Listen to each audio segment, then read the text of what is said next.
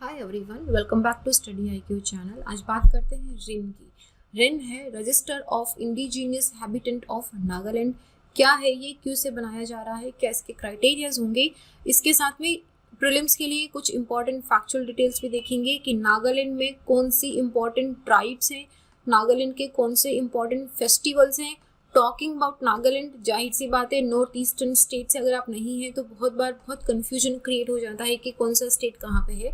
तो हम political map के थ्रू इस कन्फ्यूजन को भी क्लियर करेंगे। Also will see some questions also. So let's just start.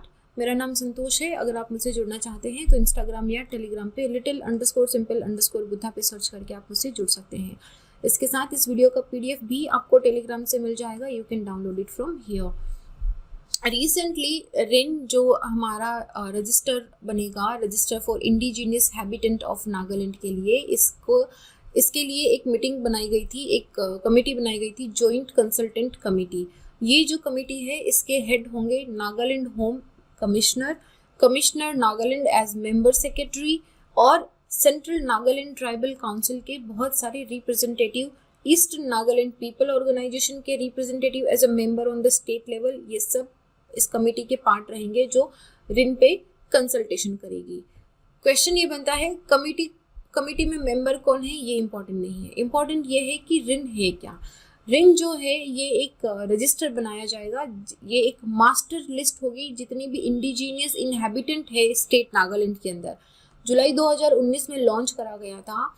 Nagaland governor ने पहले एक कमेटी सेट करी थी इनर लाइन परमिट ILP के बारे में, जिन्होंने ये रिकमेंड करा था कि एक ऐसी मास्टर लिस्ट बनाई जाए जिसमें जितने भी इंडिजिनियस इनहैबिटेंट है नागालैंड के उन सब का नाम होगा, ताकि कोई भी एक फेक इंडिजिनियस सर्टिफिकेट लेके जो गवर्नमेंट स्कीम के बेनिफिट्स या जो जॉब की अपॉर्चुनिटीज मिलती हैं इन सबको कोई अपना फेक फायदा ना उठा सके, ताकि जो आउटसाइडर्स हैं वो फेक फायदा ना उठाएं, बल्कि जो फायदा एक्चुअली जिन इंडिजिनियस पीपल को मिलना चाहिए उनको मिल पाए। तो ये उनके प्रोटेक्शन के लिए एक ऐसी मास्टर लिस्ट बनाई जाएगी। ये जो लिस्ट है एक्सटेंसिव सर्वे के बेसिस पे होगी और इसमें स्टेट गवर्नमेंट ने ये बताया है कि 1 दिसंबर 1963, 1 दिसंबर 1963 से पहले, जब नागालैंड फुल फ्लेजेड स्टेट बन गया था, उससे पहले जो सिटीजन यहाँ पे आके नागालैंड में सेटल हो गए हैं उनका नाम ही इसमें इंक्लूड करा जाएगा। इस चीज को ध्यान रखना, इसको आगे हम कंसर्न में डिस्कस करेंगे कि 1 दिसंबर 1963 का जो डेट है ये डेट ऑफ इशू है। इसके साथ में हु सेटल्ड इन नागालैंड जो है ये भी एक कंटेंशियस इशू है कि इसको एक रेजिडेंशियल क्राइटेरिया दे दिया गया है, इसे एक टाइम क्राइटेरिया दे दिया गया है। तो इस लिस्ट के अंदर इंडिजीनियस रेजिडेंट जो चाहे अर्बन एरिया में रहते हो चाहे रूरल एरिया में रहते हो, इन सबको इंक्लूड करा जाएगा ऑफिशियल रिकॉर्ड के अंदर। और ये जो डेटाबेस है, इस डेटाबेस के अंदर उन इंडिजीनियस इनहैबिटेंट का ओरिजिनल रेजिडेंस कहाँ पे है, ओरिजिनली कहाँ के हैं वो, अगर आप माइग्रेट हो गए हो कहीं पे तो आप करंटली कहाँ पे रेजिडेंस करते हो, प्लस आपके फैमिली में कितने मेंबर हैं, आपका कंसर्न आधार नंबर क्या है, इन सारी चीज़ों को उसमें लिस्ट करा जाएगा ताकि एक पूरी लिस्ट तैयार होगी। इनर लाइन परमिट क्या होता है, छोटा सा क्विकली एक बार देख लो, बहुत बार कंफ्यूजन क्रिएट हो जाता है कि ILP क्या होता है। इनर लाइन परमिट जो है एक ऑफिशियल ट्रेवल डॉक्यूमेंट है ये। जैसे कि हम लोग अगर किसी दूसरे एरिया में रहते हैं, for example I am from Rajasthan, if I want to go to Nagaland, official travel purpose एक ऑफिशियल ट्रेवल डॉक्यूमेंट मुझे दिया जाएगा ताकि इस प्रोटेक्टेड स्टेट में एंटर करने से पहले मेरे पास परमिशन हो, that is my inner line permit. हालांकि ये जो है गवर्नमेंट ऑफ इंडिया ने इशू करा था और ये ऑब्लिगेटरी है उन सब लोगों के लिए, those who reside outside the protected state. Now ILP government का मेन एम यही था कि जो रेगुलेट है उनके जो मूवमेंट है नागालैंड स्टेट के अंदर, ताकि जो इंडिजीनियस पीपल हैं उनका प्रोटेक्शन करा जा सके, जो कल्चर एंड ट्रेडिशन है उसको प्रोटेक्ट करा जा सके, ज़्यादा से ज़्यादा माइग्रेशन ना हो वहाँ पे। इस एम को लेके इस ILP को लाया गया था। ILP स्टार्ट करा गया था 1873 के अंदर, बंगाल ईस्टर्न फ्रंटियर रेगुलेशन 1873 में। रीजन ऑब्वियसली 1873 में ब्रिटिश राज था, तो ब्रिटिश ने अपने पर्सनल इंटरेस्ट के लिए करेंगे, वो हमारे प्रोटेक्शन के लिए तो करा नहीं होगा। तो अपने खुद के interest in tea, oil and elephant trade, इन सब को प्रोटेक्ट करने के लिए ब्रिटिश क्राउन ने ये रिस्ट्रिक्शन लगाई थी, ILP लेके आए थे। तो उन्होंने ब्रिटिश सब्जेक्ट और इंडियन जो है उनको इस सॉरी एक्सक्यूज मी, उनको इस एरिया में एंटर करने से प्रोहिबिट कर दिया था। ये चीज प्रीलिम्स के लिए बहुत बहुत बहुत इंपॉर्टेंट है। सबसे पहले 1873 में लगाया था, किसको प्रोटेक्ट करने के लिए? T, oil and elephant trade. Second, इन्होंने प्रोहिबिट करा था ना सिर्फ इंडियंस को बल्कि ब्रिटिश सब्जेक्ट को भी कि यहाँ पे एंटर नहीं करेंगे। लेकिन 1950 के बाद में, 1947 नहीं 1950 के बाद में जो ब्रिटिश सब्जेक्ट है इसको रिप्लेस कर दिया गया था सिटीजन से, और फोकस था कि ये जो ट्राइबल कल्चर है नॉर्थ ईस्ट की, इसको प्रोटेक्ट करने के लिए इस ILP को कंटिन्यू करा जाएगा। अच्छा, इसका पूरा रिव्यू प्रोसीजर क्या होगा? ILP का नहीं, रिन का। इसमें रिस्पॉन्ड मतलब जैसे मान लो कि कोई एक पर्सन है, उनका मास्टर लिस्ट में नाम आना चाहिए था, पर अगर नहीं आया है तो उनको अपॉर्चुनिटी दी जाएगी कि अथॉरिटीज़ के सामने वो अपना क्लेम करें कि ये मेरे डॉक्यूमेंट है, ये I should be into the list, I am the indigenous inhabitant of Nagaland. तो वहाँ पे जो रेस्पेक्टिव डिप्टी कमिश्नर होंगे वो उस केस को सेटल करेंगे। ऑब्जेक्शंस ऑफिशियल रिकॉर्ड में क्या है, क्या एविडेंस प्रोड्यूस करा गया है, उसके हिसाब से वो उस क्लेम को सेटल करेंगे। अच्छा, एक यूनिक आइडेंटिटी मिलेगी, इंडिजिनियस हैबिटेंट सर्टिफिकेट मिलेगा इनको, जो बेस्ड ऑन जितना भी इनका वेरिफिकेशन एंड एडिजिक्शन होता है उसके साथ पे एक list of indigenous habitant finalise होगा, और हर एक इनहैबिटेंट को, हर एक जो ट्राइबल पर्सन है उनको एक यूनिक आईडी मिलेगी, और इसी यूनिक आईडी के बेसिस पे गवर्नमेंट की जो scheme and facilities and job opportunities है उनका फायदा लिया जाएगा। तो एक फाइनल लिस्ट रिन की क्रिएट होगी, और इसकी जो कॉपीज हैं वो विलेज एंड वार्ड के अंदर भी प्लेस करी जाएगी कि आप खुद आके देख सकते हो कितनी transparency, it will bring the transparency also. अच्छा, इस कॉपी का एक इलेक्ट्रॉनिक रिकॉर्ड जो है वो स्टेट डेटा सेंटर में रखा जाएगा ताकि मैच करा जा सके, यू नो लाइक सिंपल एक सीमलेस सिस्टम तैयार हो सके। तो जितने भी इंडिजिनियस इनहैबिटेंट स्टेट के हैं उन सबको एक बार कोड और एक इंडिजिनियस इनहैबिटेंट सर्टिफिकेट प्रोवाइड करा जाएगा। This is very very important, वो उनकी ऑथेंटिसिटी के लिए होगा। ये जो प्रोसेस है पूरे नागालैंड के अंदर होगा। It will be done as a part of the online system of the ILP also, जो नागालैंड में अभी भी चल रहा है।